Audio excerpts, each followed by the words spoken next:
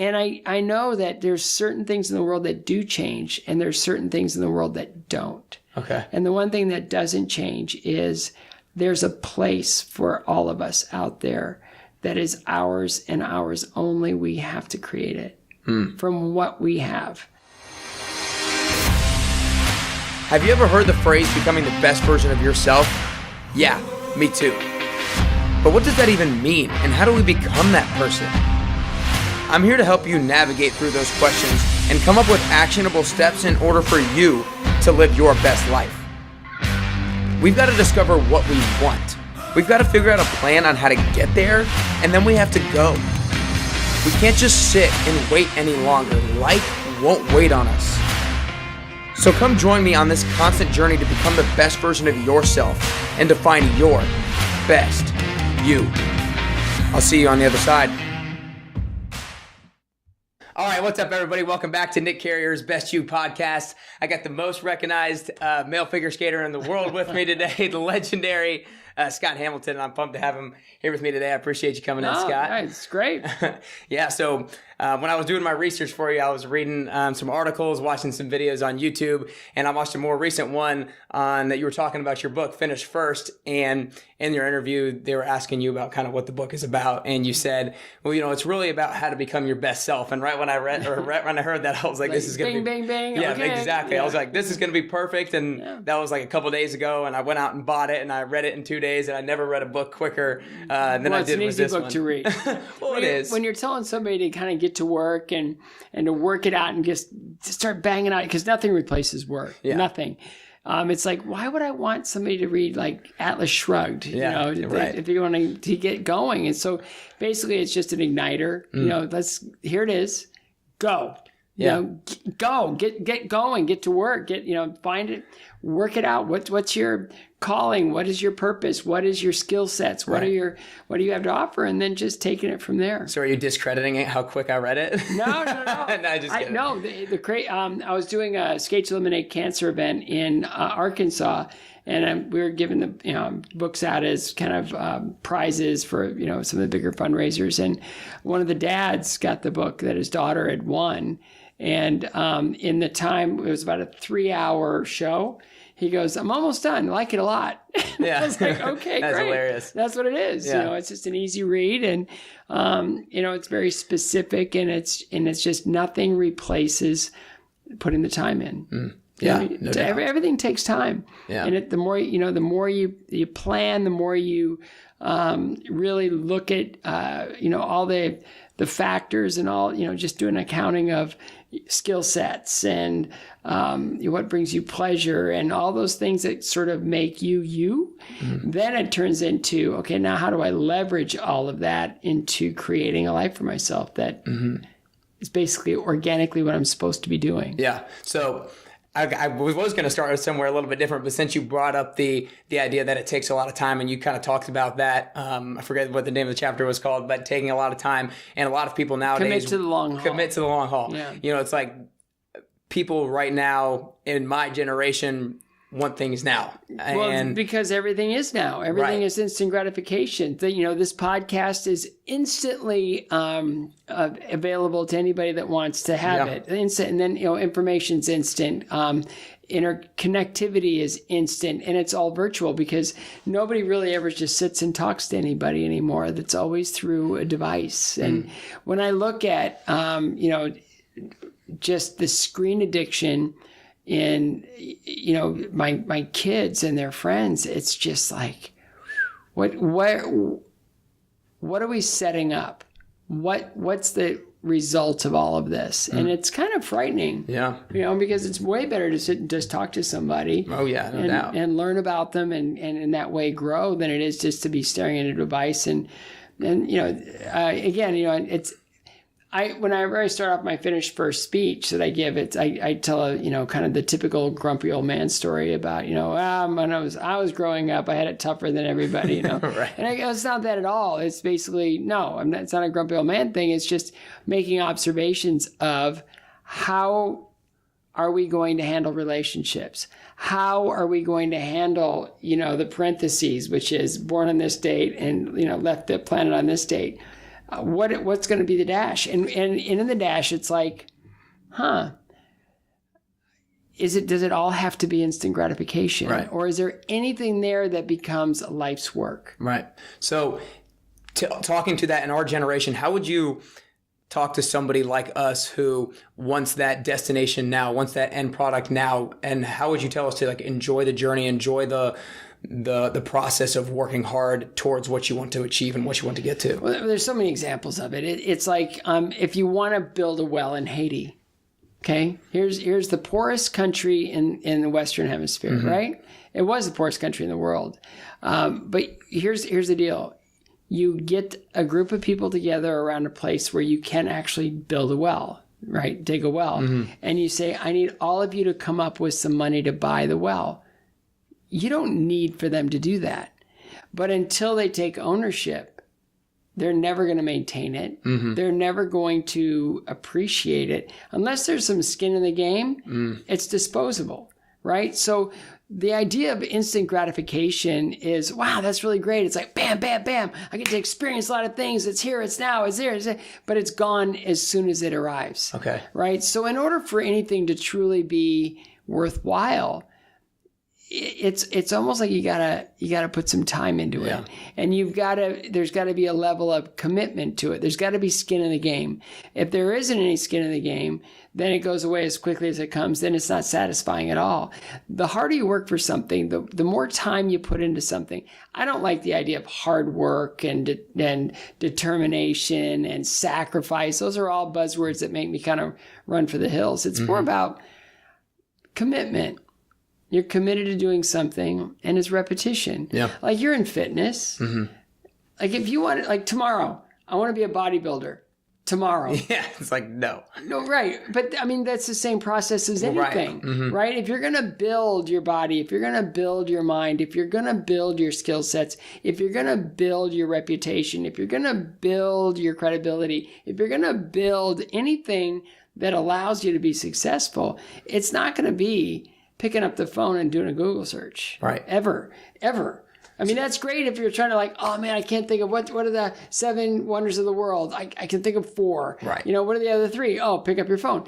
But if you're going to manage your whole life that way, right, it's going to be very unsatisfying, ultimately extremely lonely.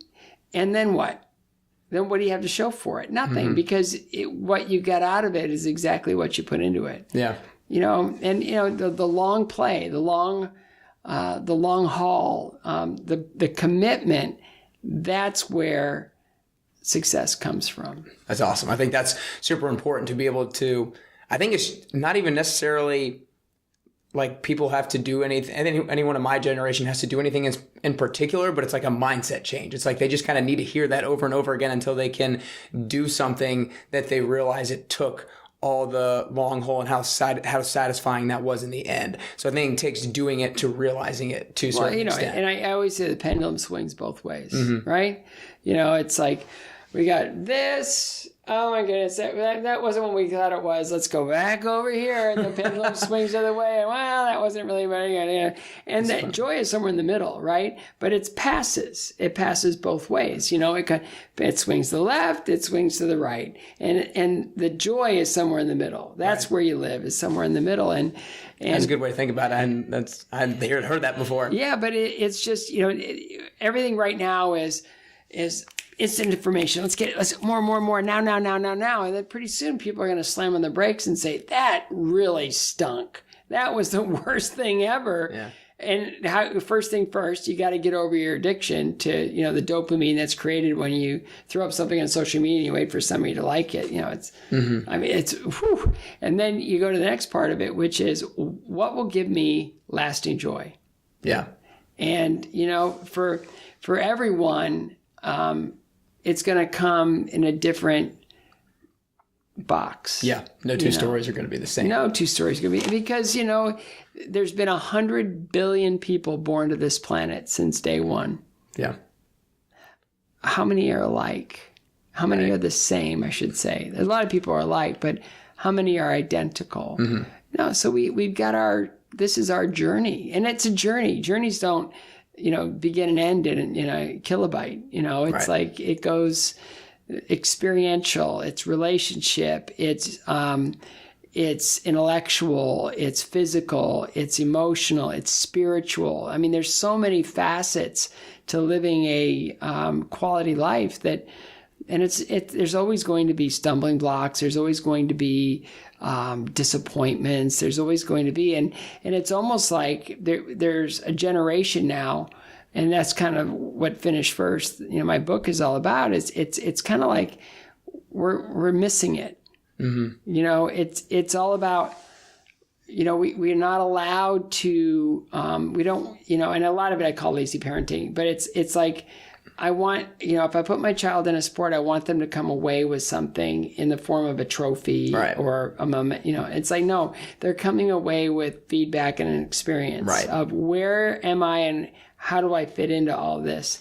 And wow, I think that's awesome way to put it. And I read a lot about that in your book, but I think when you just said it, like coming away with an experience, and you don't need something tangible to come away with. That's just feeding the more, like, you need something instantly to be able to be satisfied, and that's just setting you up for failure kind of. No, because you expect everything to happen that way. Right. Yeah. And I honestly, my whole platform and my life and the success that I've been able to enjoy, in those times came out of failure. And if I hadn't have felt that failure, if I hadn't have understood that failure, if I hadn't have processed that failure, I'd never be able to move forward. I'd never know what success felt like. Yeah, so that's something I definitely wanted to talk to you about failure, because you hear that all the time. People are like, fail quicker, fail harder, that kind of thing, like learn from your failure. But I think it's very hard for somebody to be like, look forward to failure. Like, I want to fail. So what I want to ask you is, I want to bring up a quote that you had in your book that I really liked. And it said, the pattern of losing can be broken,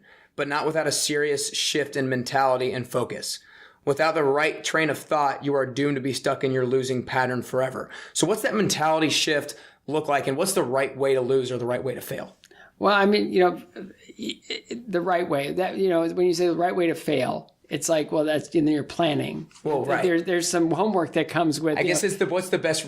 How do you respond to failure? Well, that's it. And for me, it's like, answering the first question first, it's how do you break that pattern? It's like, I was a habitual loser. I would do well kind of regionally, like in my own little neck of the woods. And then the second I kind of stepped out of my little neck of the woods, it would be like, ooh, these guys are really good. And they're really better than me. And they're going to, okay, this one's going to hurt, and I would just, I'd stink, I would have a hard time, delivering the goods. And a lot of it was, I just had to take stock of, how am I preparing? What is my role in this? How, am I getting the right information? And if I am I applying that information towards a better result? That's where it was. Yeah. I would show up. It's okay. I'm supposed to be on the ice from 8 to 8:50 doing compulsory figures. Okay. So I get on the ice at 8:10, 8:12. Kind of meander around a little bit, maybe kind of draw something with my compass, my scribe, a circle that I need to trace. And maybe, look around a little bit and then I go, I got freestyle at 8:50. Maybe I better just get off 5 minutes early and get my freestyle skates on, because I like that more. Yeah. So basically in a 50-minute session, I might have gotten 20 minutes of actual time in. Right. And there's a reason it's 50 minutes and not 20 minutes. It's because in 50 minutes, you can get the work done. In 20 minutes, you're not doing anything, right? It's just sort of ceremonial. So I had to kind of look at it as like, okay, I'm here, but I'm not here. Okay. I'm here, but I'm not present. Yeah. I'm spending time on the ice, but I'm not investing in that time, or I'm not really getting what I should be getting out of that time. And there's a shift. It's like, now I'm going to show up with an intention to improve my situation. Well, that's a whole different mindset. Yeah. Is one thing being in there, it's like being in a class and you kind of like listen for a little bit and check your watch, play your phone, kind of do some stuff. And then by the end of the lesson, it's like, okay, I was here. Yeah. I don't know what we talked about today, but I was here. And it's the same thing, with work. A lot of people show up at like 8:59. They grab a cup of coffee. They talk to their coworkers. They answer a few emails. Oh my goodness, it's 5:00 already. Am I any further along? No. Well, what if you showed up with, okay, here's my arc. Here's kind of what I want. Here's the promotion I want, or here's the success. This is what I want to accomplish in my time here.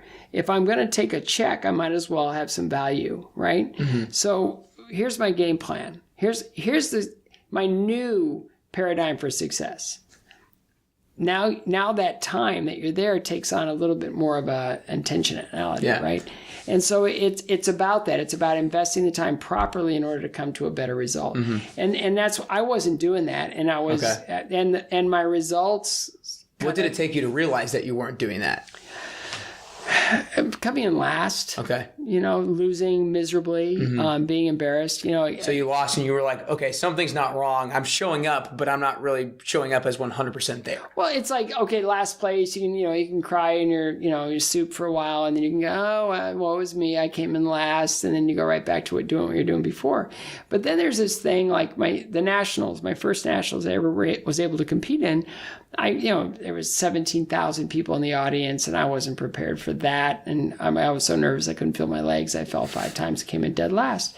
That's humiliating. Yeah. So I'm at a party, and I'm 14 years old. I mean, there's no, another kid my age, he's actually a year older. We're at this celebration party for Gordy McKellen, who was the national champion, the men's national champion that year. And, there was it was big, spread of food and drink choices and everything. And this friend of mine goes, hey, go grab me a beer. And it's like, hey, go get me a beer. It's like, what do you mean, hey, go get it? It's right there. Get it yourself. Right. And he said, no, I have something to lose. You don't. So now I'm having to be faced with a situation where my peers don't value me at all. Yeah. And that's the striking thing. It's like, I'm a loser, and I'm being looked upon as a loser. Right. And I that didn't compute to me. It's like, but I was. I mean, everything about my situation was, I'm a loser. I didn't want to label myself, but it's like, that's how other people look at me. So it's like now there's something that needs to shift. And so I thought, okay, I'm going to work harder. It didn't create a better result, but then I'm going to work harder, and then maybe a little bit better. And then it's like, well, I'm going to go all in just this 1 year, just to figure out what am I missing by all this. And so I went from 9th out of 9 to 9th out of 10. The guy that came in 10th shouldn't have been there. Then all of a sudden I went 7th out of 9. Like I beat 2 guys, right? So now my chest is sticking out like, wow. There were still 6 guys in front of me, right? And I'm thinking, wow, it's like I'm really not that good. I'm looking up all these other guys, and it's like, they're really, man, there's something different about them. What is it? And then my mom was diagnosed with cancer. She told me that basically my family is broke. Skating can be very expensive, depending on lessons and all the other stuff that goes with it, travel, and she said, we can keep you in skating 1 more year, make it count. So I went back to where I was training. My coach had retired, and I had a new coach that was a little bit more driven, hungry, tough. Okay. And I go, well, I got 1 year left. I might as well go all in. So do you think it was the combination of having that coach who was a little bit more tough and having that like sense of urgency of this is the year and I need to make it count? It was almost a sense of surrender. Like it's almost like you have to go out of your way not to do it right. Like you've got to be able to be inviting in all these distractions and all these other things that pull you away from your plan. And so I just said, oh, okay, I'll submit. I submitted. I just say I'm on the ice 8:00. I get off at 8:50. I change my skates as fast as I can. I get back on the ice for freestyle. I do complete run-throughs. No questions asked. From start to finish, instead of looking like I'm doing a run-through where I take a 30-second break in the middle and I go back to it rested. I'm not prepared for competition if I train that way. So I go, okay, I'll go all in. So I went all in. I trained. I was first one on, last one off. I did run-throughs every day. I started doing other, really trying to push at rotating jumps. And I I worked harder than I've ever worked in my life. Yeah. I wasn't work. It was, I committed a higher level than I've ever committed in my life. I don't like that hard work thing. It's kind of like, I know what you mean. So I won junior nationals. Yeah. I won. I came in first. Right. And it was like, wow. So that year, that was supposed to be my last year in competition, turned into I win junior nationals. And all of a sudden now, someone wants to coach me who has a sponsor in their hip pocket. Right.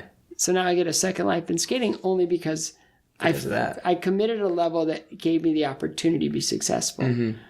All right, now what? Right? Yeah. So I go back to my losing ways. I'm 18, sponsored, and I have my own apartment. Yeah. Recipe for disaster, right? Because I wasn't prepared for any of that. And I went back to nationals that year, my first year on the senior level, and I came in ninth. Back to ninth place. Oh, jeez. And so what does that fall like? I mean, that had to just kind of got at you. Here's the worst thing. All right, so you got this like back to wearing the L on your forehead, right? And it's hard.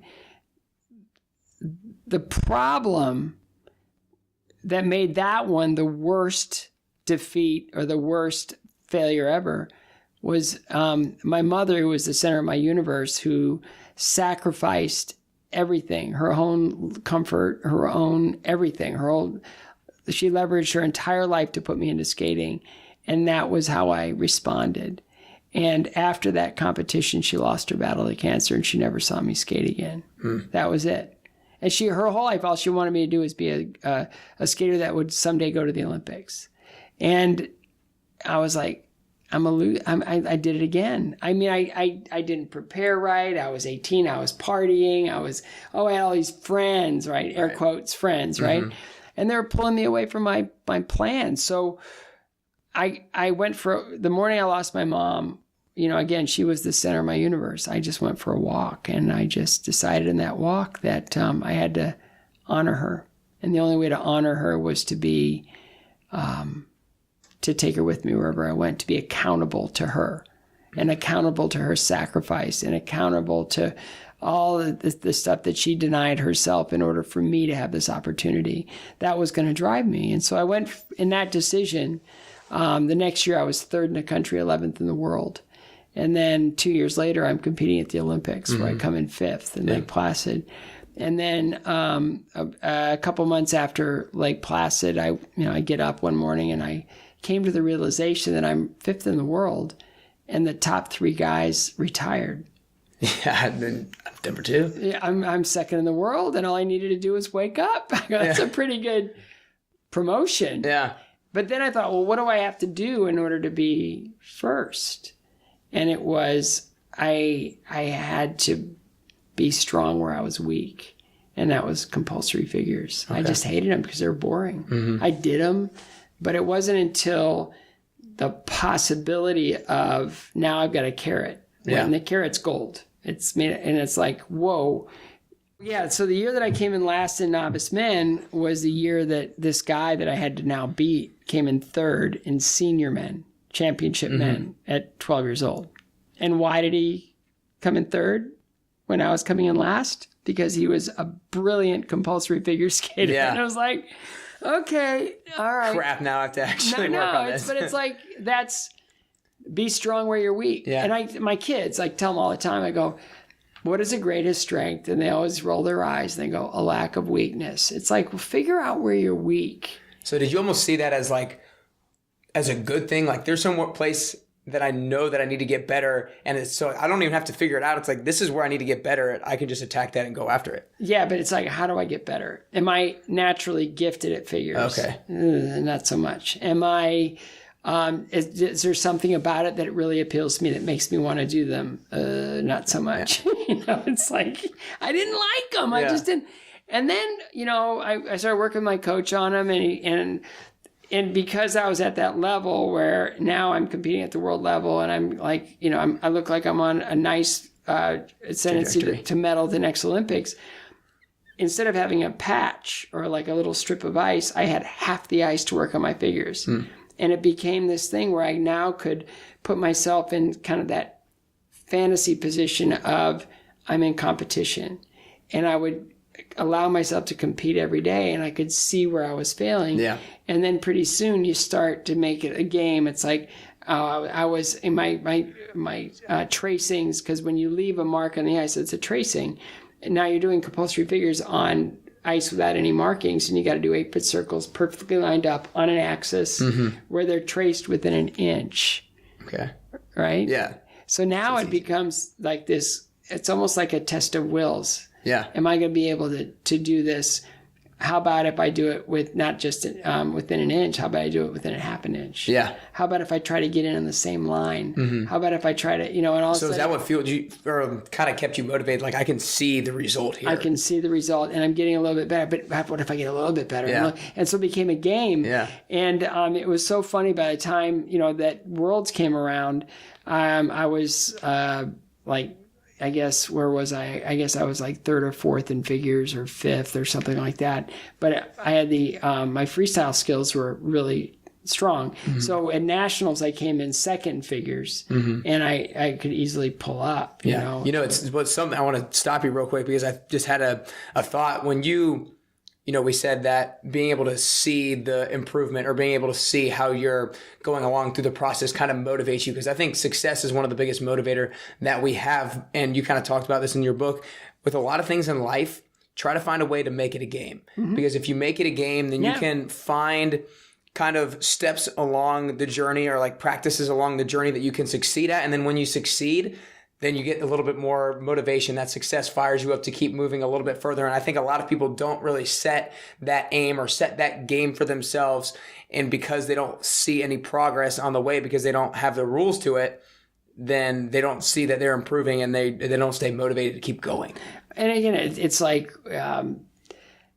anything else. It's like, can you see grass grow? Right. Well, sometimes, building the skill sets is like, grass growing, or like water freezing or boiling. It's like they always say the watch pot never boils, right? And it's, if you ever sit there and want to boil water, if you stare at it, it takes forever. Yeah. If you step away for a second, you come back, it's like, whoa, it's, it's everywhere. But hysterical.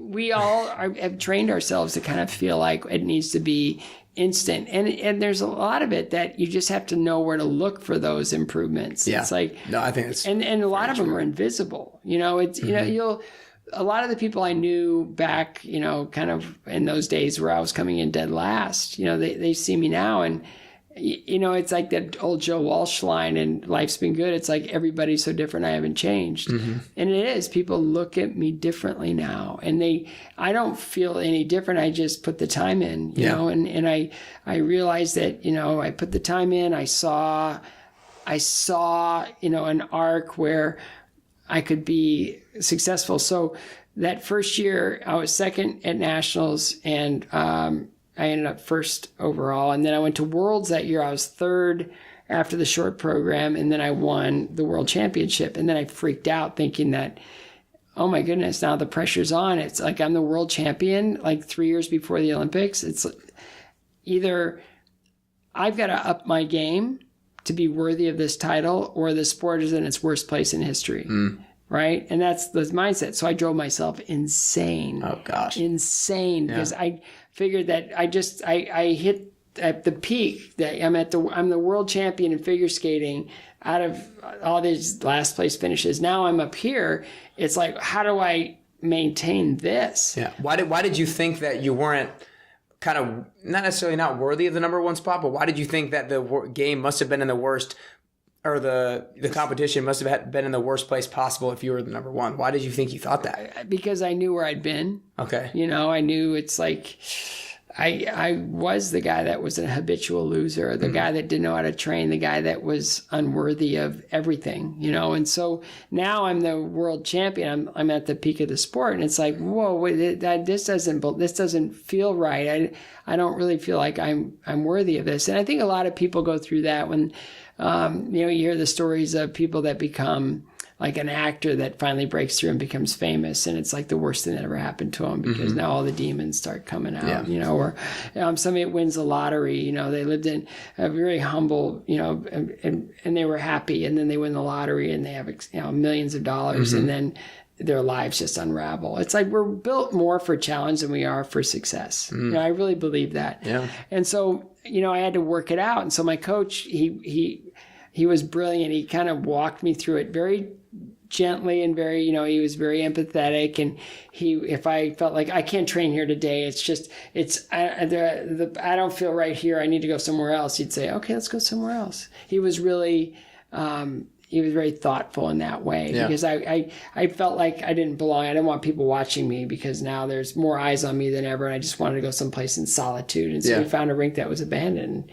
we'd skate there, And then I got to the Worlds the next year, and I was still kind of a mess, but I won Worlds the next year again. And I won an international competition actually in November that I was still a psycho mess. And I was skating horribly in practice, and this Russian kid was doing everything that I've never even seen a human being do before. I thought he was like a lab rat or something. It's like, where did this guy come from? Right. He's like, it's impossible what he's doing. And then he made a couple mistakes at the end of his program, and then I went out to skate, and it just went like that shunk. It's like where all the noise of the world just sort of went away, and I just went into this lane where I went into the first jump, and it's like... What got you to that lane? I just surrendered. I just said, I just got to take what the ice gives me.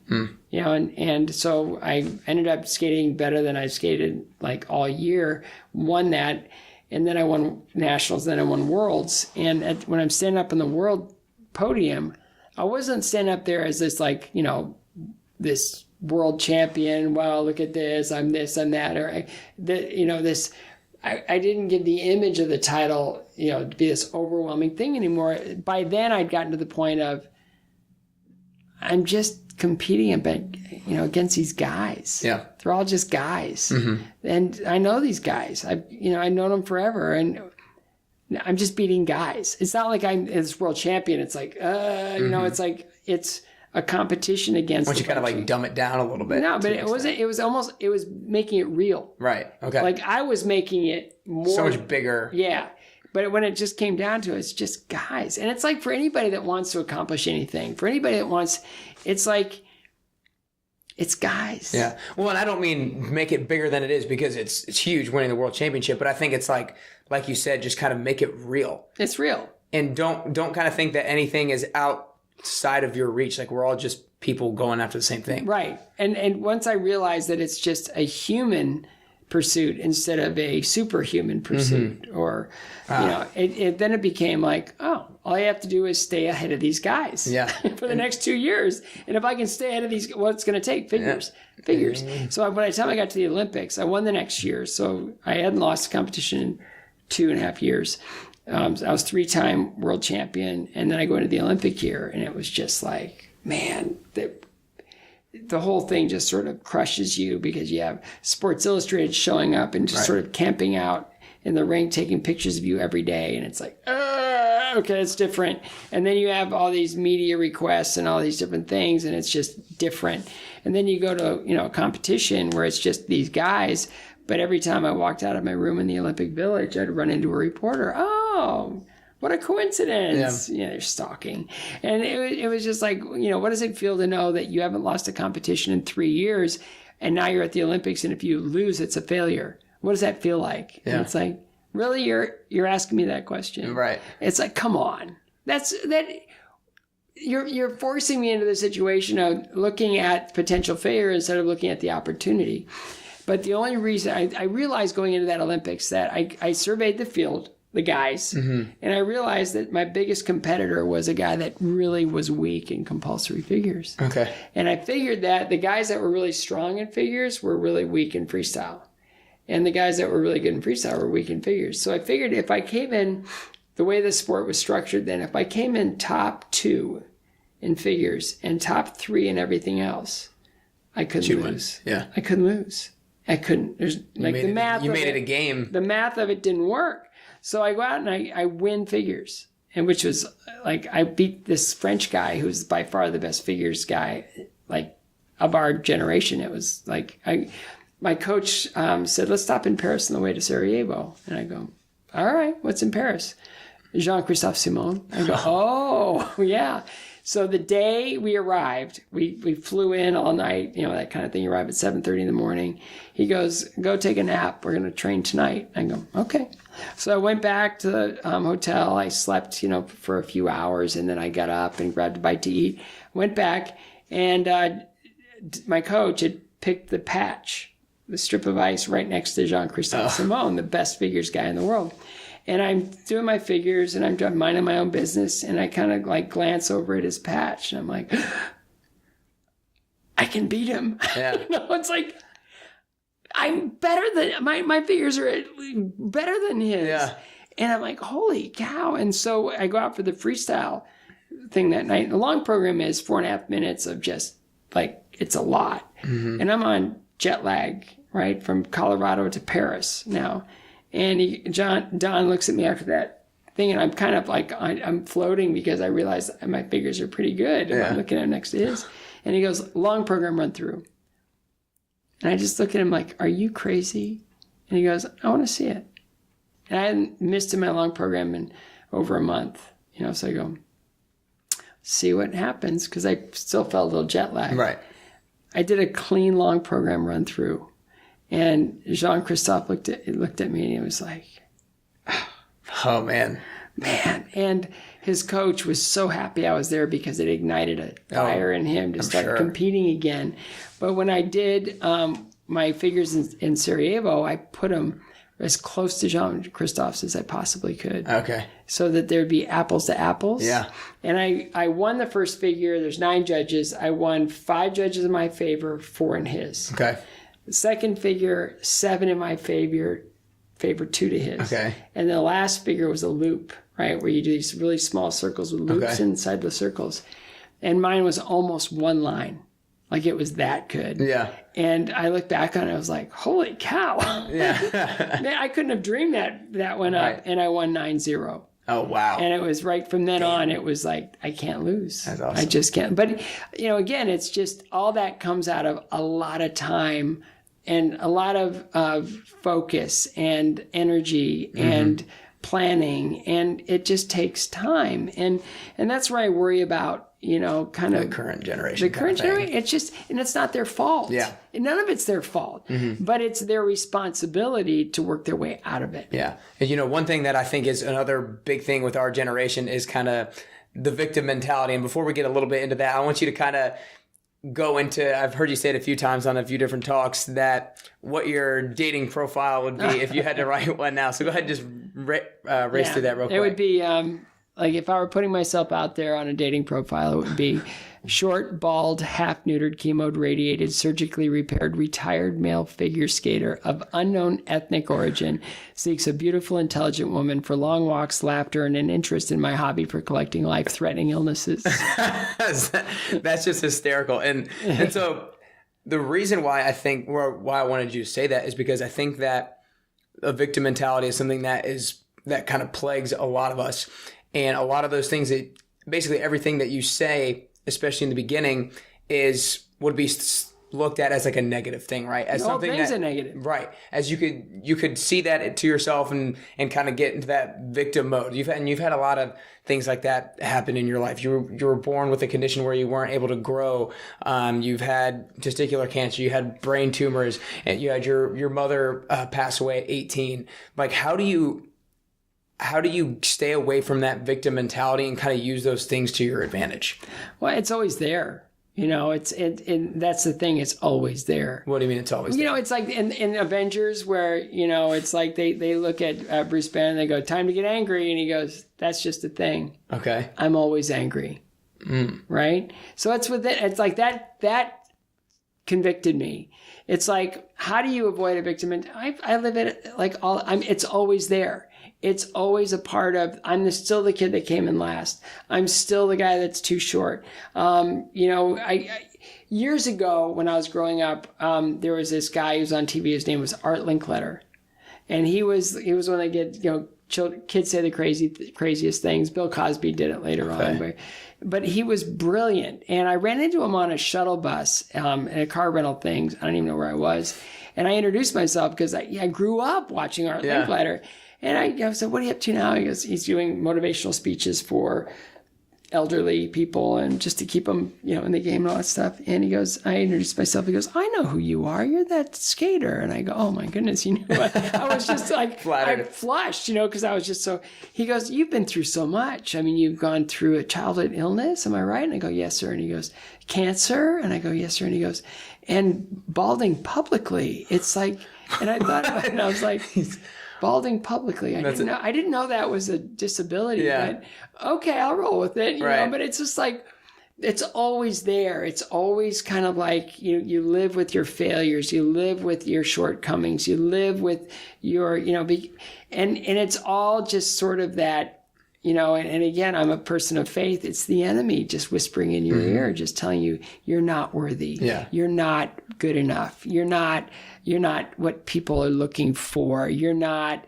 good looking enough. You're not smart enough. You're not this enough. And it's always in there. It's always whispering in your ear. So it's about taking your focus off of that? Well, you tend to believe it. And then you just sort of, again, you just do what you can do. And that's putting in the time. You just put in the time. You just show up. You just do, you show up with that intention of, I have dreams, goals, and aspirations, and be bold enough and daring enough to actually say them out loud or write them down and say, this is who I want to be, and work toward it. Those things are always going to be in there. Yeah. They're always going to be in there. Right. It's like sitting here talking to you. It's like you're a young guy, you got the whole thing going. And I'm like, I'm 60 years old. What do I, who's going to listen to me? It's like, well, you're just an old guy, just talk about stuff. But it's like I've lived it. And I know that there's certain things in the world that do change, and there's certain things in the world that don't. Okay. And the one thing that doesn't change is there's a place for all of us out there that is ours and ours only. We have to create it from what we have, what our physical, mental, emotional, spiritual capabilities. We just have to work it out. And it's like, well, what do I want to do? What brings me joy? What am I naturally good at? What comes easy to me? And all those things can ultimately reveal your purpose and reveal your place in the world. It just takes some time to kind of test things out, know, and so I can, fortunately I can speak from experience, but the thing is it never really goes away because, the things that I want to do are bold. I want to be a part of, I want to do my part in finding a cure for cancer. That's a big problem. Yeah. Well, who am I to do that? I don't know. I just lost my mom to cancer. I've survived cancer. I have a platform that I've built over a long period of time that I can leverage to bring people into the world that I'm creating. I guess, all I can do, the worst thing that can happen is I fail. So I want to talk to your mom's passing back when you were 18. Obviously a lot of people go through that horrific experience. And I have a personal friend who had a mom pass a couple of years ago back when he was 21, 22 or whatever. And you've kind of flipped it on its head to be, obviously it's one of the greatest challenges that you face, but you've, turned it into a positive to the extent where you're, doing all this stuff for cancer research and stuff. So I want you to talk to somebody who is 18 or a young kid who has lost their mom to, it could be cancer, it could be whatever, but I want you to talk to them about kind of what their next move is and how to, grow greater because of it. Well, I think it's channel your love, channel your relationship, channel all of that for good. I had a friend back in high school who, he lost his mother, and he went the other way. He hurt himself. He was drinking a lot, and he was doing a lot. It's just like, okay, that's one way to go. But where does that take you?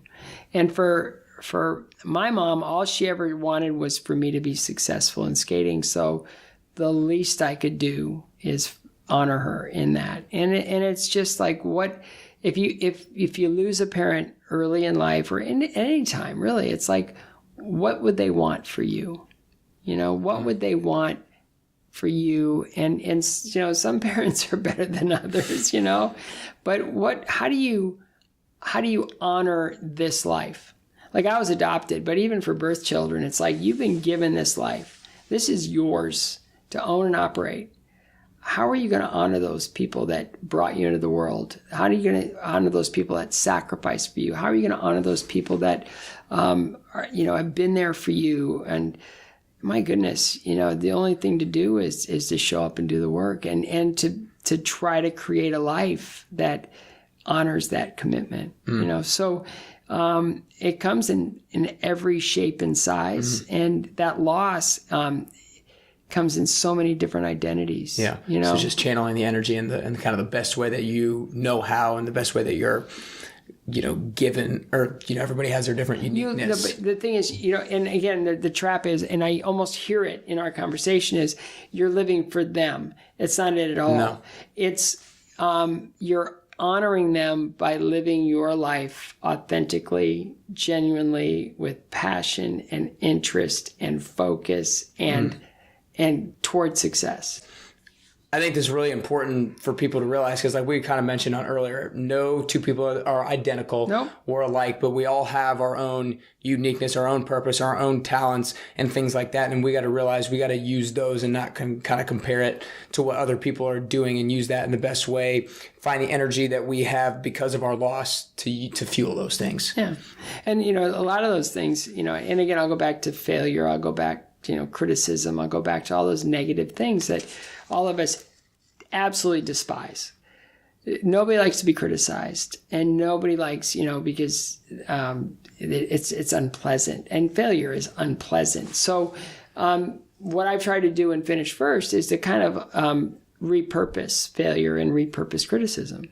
So failure, if you can find a way to look at it this way, is truly, honestly, and it's not disfiguring or scarring or horrific or anything else. I failed on the biggest stages possible. The whole idea of failure is it's feedback, it's information. If you can look at failure as purely information, now you have an ability to grow, an ability to learn, an ability to rise above it. Mm-hmm. If you look at failure as something that is like, well, I'm never going to do that again. Yeah. I'm never going to put myself in a position to fail again. Now it's debilitated you. It's handicapped you in a way.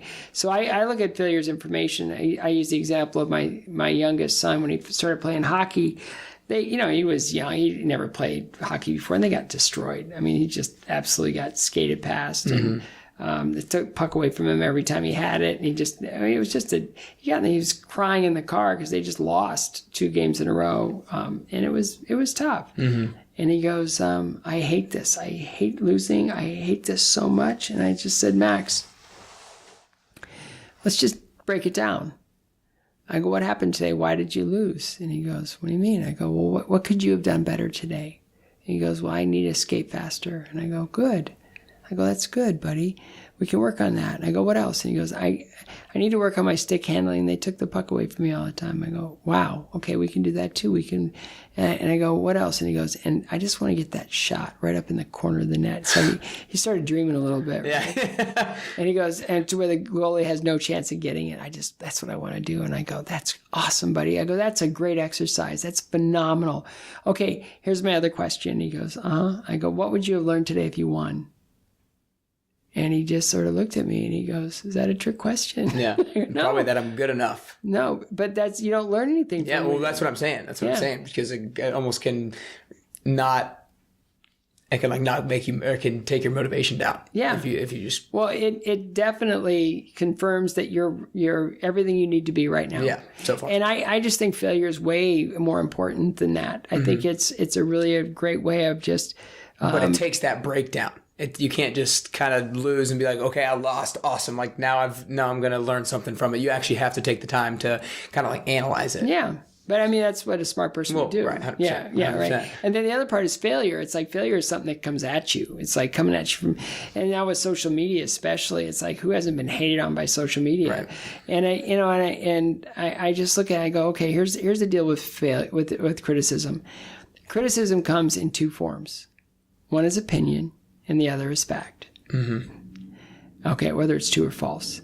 So if it's opinion, who are they to offer their opinions, right? Yeah. Okay, but if it's purely just their opinion, then you can just delete it immediately because who cares? Why would I listen to that person? Why would I allow that person to bring me down? And then the other part of it is, is what I just heard, is it actual fact? Mm-hmm. Oh, well, if it's fact, now we've got something to work with. Yeah, right? Yeah, seriously. No, it's like, okay, thank you. That was a gift. Mm-hmm. Your criticism now exposes something in me that I need to work on. Right. Thank you. Mm-hmm. But it's not one of these things where you get criticized and it's like, oh, I'm never doing that again. Or mm-hmm. I can't put myself out there. It's like, no, you break it down. Yeah. Or you can't let it like you get at you personally. Like you can't let somebody else's criticism be like, oh, like I'm just mad at that person. They shouldn't criticize me. Now you're debilitated. Right. Yeah. Right. 100%. Yeah, it's like I look at it in a lot of ways. Like I had a judge years ago when I first started showing signs of life, that I was not going to be this habitual loser. And she said, it's really nice that Scott is doing better. However, I just think you should really accept the fact that he's too short to be competitive internationally. Mm. And I thought about it for a minute and I was like, what in the world? Like, I'm too short to be competitive internationally. And a lot of the skaters at that time were much taller than I was, but I was like, what does that have to do with anything? Mm-hmm. And years later, I realized, I just worked past it. I always wore one solid color so I'd never be broken at the waist to make me look smaller. But I extended more to make, give that illusion of, length and size. And I did all that to create illusion of size. But then years later, I thought about it and I was like, okay, who won the Olympic gold medal from the United States before I did? David Jenkins. How tall is he? My height. Oh my gosh. How could you say that then? Just the opinion is just so far-fetched that you can't even look at it. But when you're looking at a person of authority, of course you're going to take that as, and you're going to address it, right? But at the same time, it's like, no, you can't. You just can't do that because so many people are going to come after you are going to try to bring you down or they're going to just try to diminish you a little bit so they feel stronger, right? So it has nothing to do with you. It has everything to do with the person that's coming after you. Mm-hmm. And it's like, no, you just look at it. And if it's on social media, okay, you can delete it or you can block them. Yeah. Because if it's that irresponsible and if it's that mean-spirited and if it's that hateful, especially if it's somebody you've never met, mm-hmm. block them. Yeah. They don't need to be in your world. No doubt. But, here we go back to that whole where we are with social media and instant gratification and screens and all that stuff. It's like, honestly, if you really want to do something wonderful in your life, you're always hungry to learn. You're always, you're always making the time to be successful instead of being pulled off your path constantly. Mm-hmm. That's awesome. It's like the drummer, when I was writing Finish First, the writer that was helping me put it together, she was talking about her friend who wants to be a drummer in Nashville, the most competitive music market in the world. And what he does is he works a normal job, 9 to 5, and then from 6 to 10, puts himself in a storage space with his drums. Yeah. And he practices 4 hours a day, just every day, that's 5 days a week. And then on the weekend, he rests and he does his thing with his mm-hmm. friends.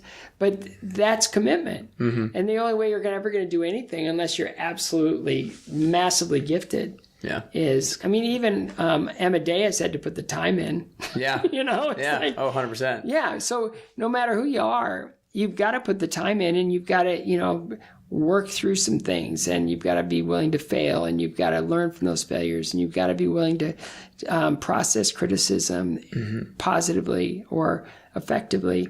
And then it just comes down to committing to the long haul and being really okay with whatever the next thing that presents itself. It's like, I'm going to be a doctor. I'm going to be a doctor and that's my plan, and I'm going to be doing things. And then you get into school and you realize that I may not really like this doctor thing, but man, I can take in information like nobody's business.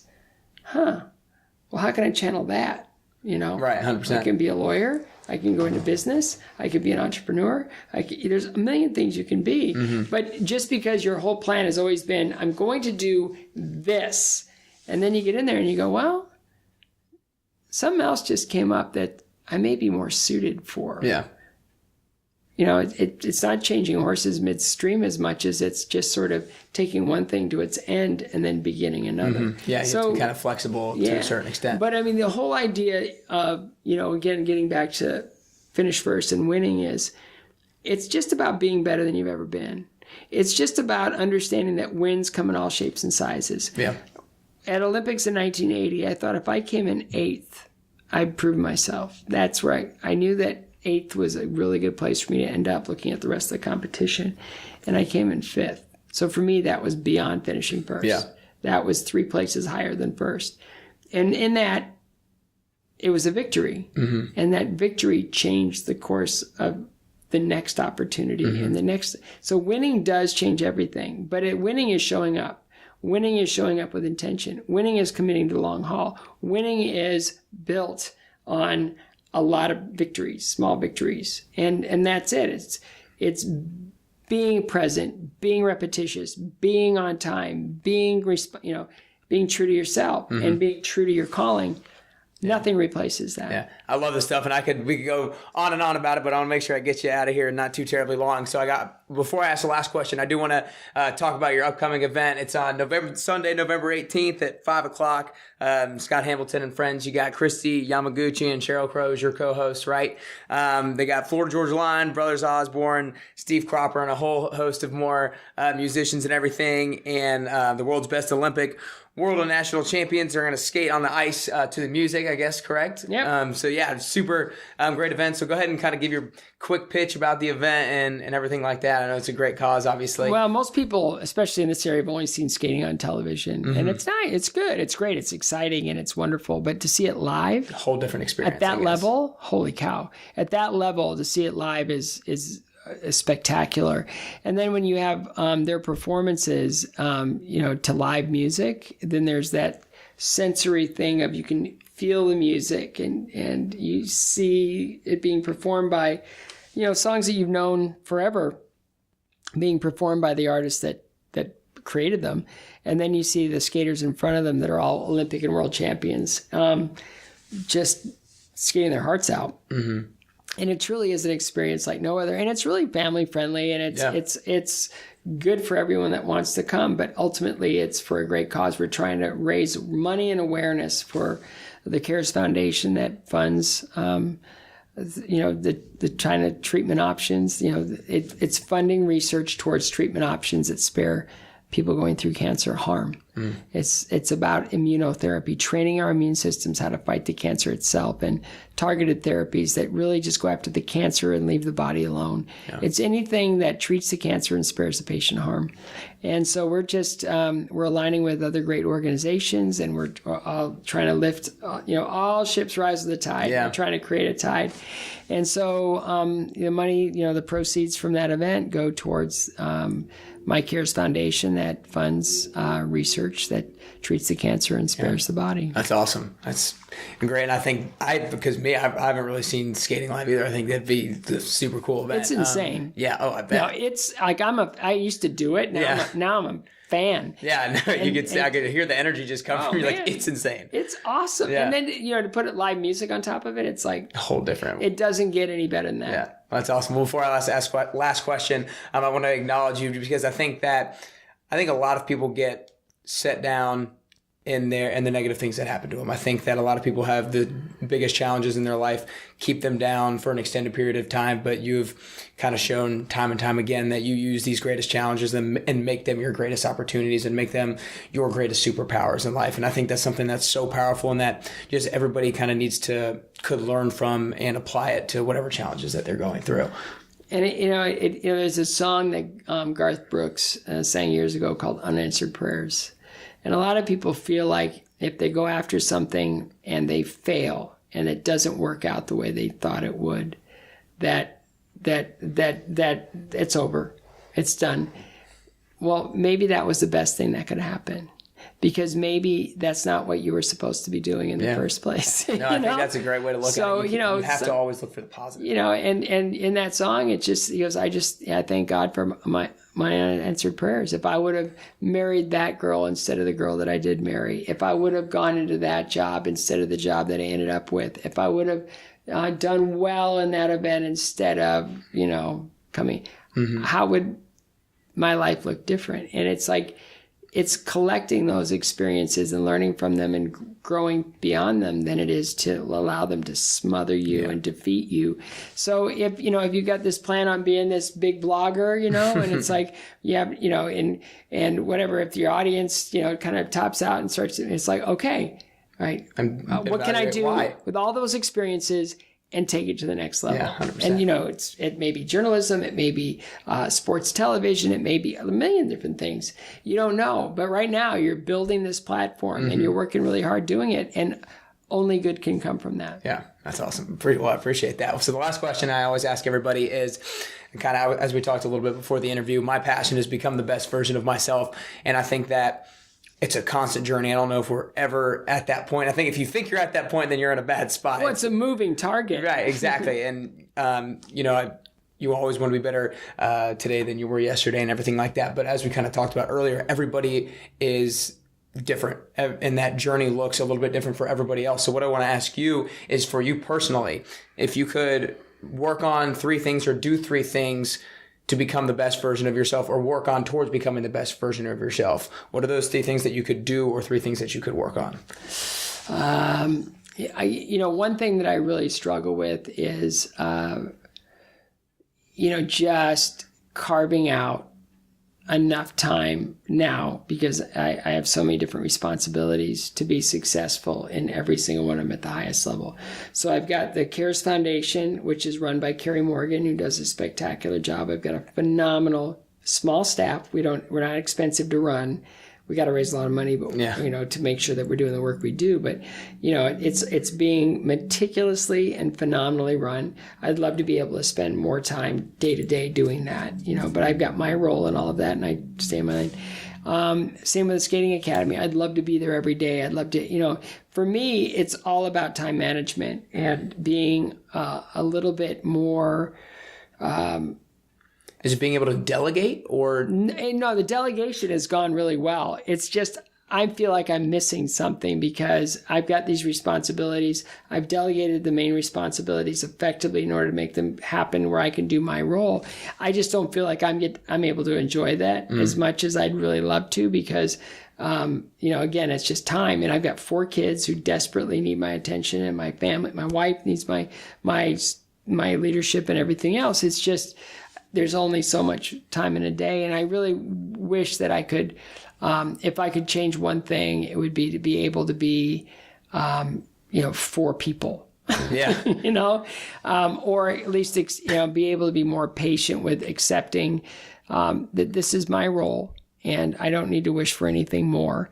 And I'm just going to keep working on playing my role and being the best I can be for my kids while they're home and before they launch, and to be a good husband. So life is different now. It's not about me anymore. It's pretty much about everybody else. Well, that's awesome. Well, those are great things. I appreciate you coming in, Scott. My pleasure.